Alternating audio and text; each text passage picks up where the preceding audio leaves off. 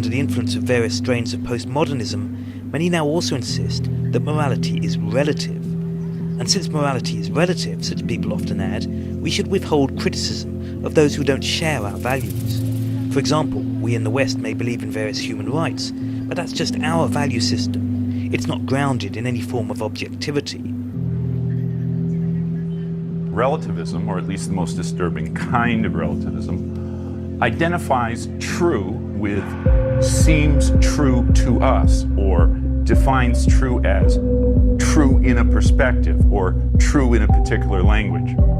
Now that kind of relativism would make contrary claims of differing traditions or cultures equally valid. Relativism would say each claim is true because the truth of a claim is now relative to the people or culture who assert it, and there's no universal or perspective or culture-independent truth to serve as the standard from which any culture-dependent claim can be criticized.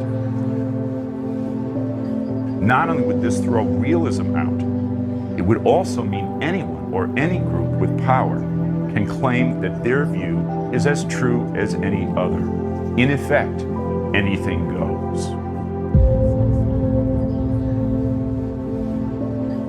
It's always seemed to me to be a supreme irony that these two figures who spoke out with such passion on worldwide causes, and particularly against universal wrongs and crimes against humanity, were both ultimately subjectivists about value, believing that all judgments about right and wrong were matters of personal taste and expression and subjective choice. Of course, both men argued that such a subjectivism was perfectly consistent with making strong personal commitments. After all, one can have feelings, if you will. And if one had strong feelings about something, then one had the right to express them. They did have strong feelings. But a question arises about what causes you might be committed to if subjectivism is true.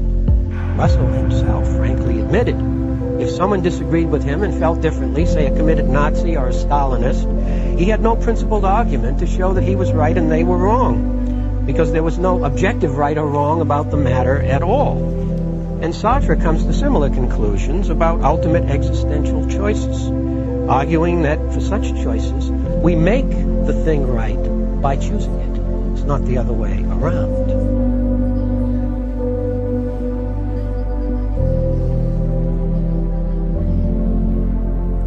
Now notice, just something to remember. When someone says, as one often hears, nobody has the right to impose their view or their truth on anyone else, someone who says that is not a relativist. Someone who says that is making a claim of universal tolerant morality. A relativism of the above kind that we've been describing would say instead, well, if your culture says it's right to impose your view on others, then it is right for you, even if it's wrong for the culture you're imposing on. Paul Boghossian is based at New York University. Moral relativists, he argues, are in the grip of a fundamental confusion. The idea that a moral truth can depend on a background moral code is incoherent when you really get down to what it means. And there are at least two main considerations that drive this. One of them is that when you ask yourself, look, what kind of a judgment is it to say, not this is wrong, but this is wrong relative to my moral code, it looks as though the judgment that relativizes the wrongness or the rightness of an act to a background moral code is just a descriptive remark and not a normative remark of any kind. So what you're saying is that when somebody says, look, this is a relative moral judgment, it's relative to my culture, from another perspective, that's just a sociological fact. It's no longer moral at all. It's just purely describing the belief that they happen to hold relative to other beliefs that are common in that culture. There's no moral element left there, it's dissolved. That's the claim, although people have this feeling that they're somehow occupying some midway position where they've retained some use of moral vocabulary but are somehow relativizing it to their background convictions. Really what they've done is bleached it of all moral or normative content in the way we can see this is by seeing that somebody else who intuitively holds a very different normative position is completely able to agree with these relativized moral judgments. Now, how could that be if there was any real moral content there to begin with? So if I say slavery was morally permissible in 18th century England, I'm merely describing a fact about how people behaved. Well, that seems right, doesn't it? I mean, we'd have to say that if we're doing a correct history, and it would obviously not involve any moral endorsement whatsoever. Now, if we wanted to add some element of condemnation or approval to all that, which is what you would need to do in order to bring the normative back into play, how would you do that without compromising the relativism, the anti-absolutism that you're now trying to embrace? If you do it by saying, and by the way, some of these codes are correct or incorrect and so forth, well, that would get you back into the soup of trying to explain what these absolute attitudes are about, given that you don't think that there are any absolute facts out there. Or if you did that in some more non-cognitive way by saying, well, this is simply how I prefer to live, then we can acknowledge that as an option, but that would really be to have given up normative vocabulary altogether and substituted in its place the language of power and of fact. When you relativize, it looks as though you lose the subject matter.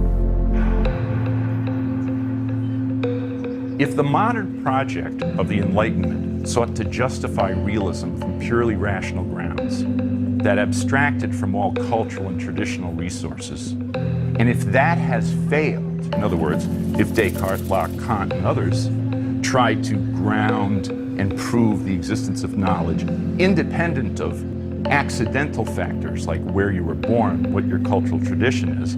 So if that Enlightenment project has now failed, okay, then we must either accept, this is what MacIntyre says, that power, not truth, should adjudicate our value questions.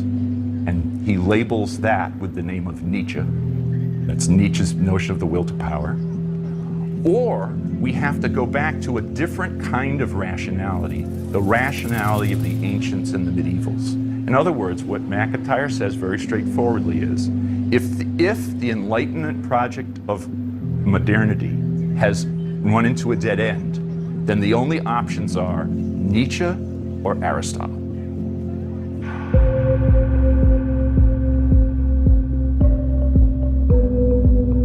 They thought, in fact, this is what rationality had come to mean, at least in the 20th century, that rationality is simply the ability to fit means to ends. So if I'm trying to decide how many people to kill in the house next door, or or how many houses in my neighborhood to burn down, and I calculate how much gasoline I'm going to need, etc., that's perfectly rational. My goal may be insane, but if reason is just the instrumental process that gets me from where I am now to whatever goal I've chosen in steps that make sense, if that's all reason is, then what I'm doing is rational, even if my ultimate goal is crazy.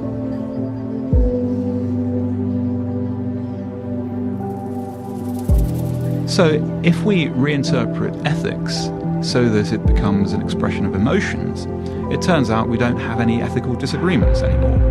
If I say someone is evil and you disagree with me, I'm just booing them and you're cheering them. And that is not a cognitive form of disagreement, i.e. there are no genuine beliefs involved. Because after all, you could agree that I approve or disapprove of what I do. So you can say, yes, from your point of view, that person is evil, but from my point of view, they're good. End of discussion. So this type of logical positivism makes ethics and political philosophy very hard to do. In fact, it makes it more or less redundant. And equally, if we press this idea that there's a fact-value distinction, and we can argue about facts, but not about values, then we're ruling out intelligent, ethical, and political discourse. One option for avoiding postmodernism is to recapture a notion of rationality that is, unlike the modern Enlightenment notion, traditional, that incorporates traditional ancient elements to turn, as MacIntyre put it, to Aristotle instead of Nietzsche or postmodernism. That's how McIntyre thought of postmodernism, as essentially the Nietzschean will to power.